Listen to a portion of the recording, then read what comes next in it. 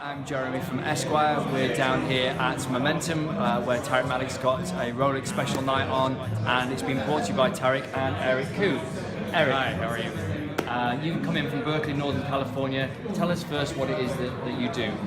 Well, I run the website 10past10.com, which deals in specifically in vintage Rolex watches, and I also am the owner of Vintage Rolex Forum, which is a resource for collectors online that want to learn and share information about vintage Rolex watches. Great. So we've got some fantastic, incredible watches here tonight. Sam, who is recording this, is a former watch columnist for Esquire. He's been looking at a few pieces and salivating. But Eric, tell us about the piece that you're most excited about here tonight. So one really special piece we have right here is this early Rolex Explorer. And it's actually a Oyster Perpetual, but you can see that it has this piece of paper that says Mount Everest Expedition 1952. This was one of the watches presented to one of the climbers, Andre Robe. And if you flip the watch over, the back is much more interesting than the front of the watch. But you can see it says Expedition Swiss Everest 1952 with the name Andre Robe engraved on it.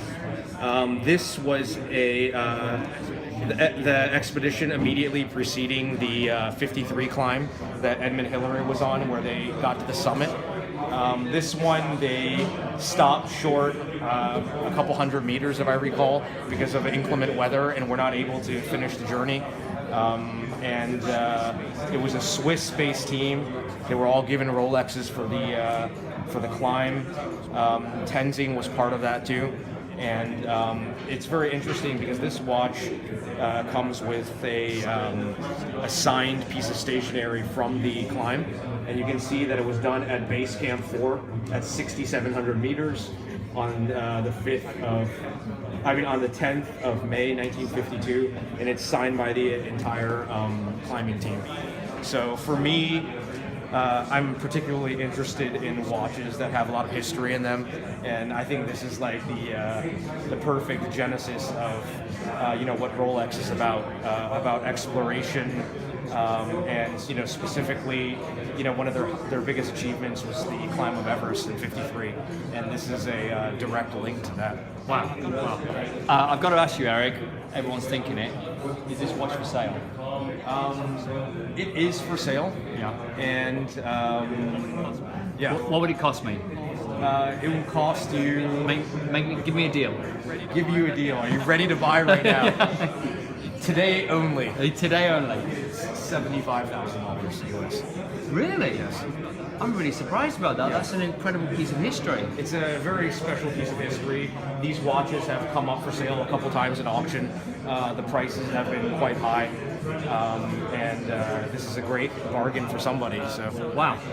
So Eric, you're only in time for a short while. If someone wants to buy this watch or any others, how do they contact you? They definitely can come down to Momentum here, and these watches will be on display for a few more days before they're sent back to the U.S. And come and check out the fine selection here. There's many other watches, all different kinds, of course. So you'll find something for everybody. Great.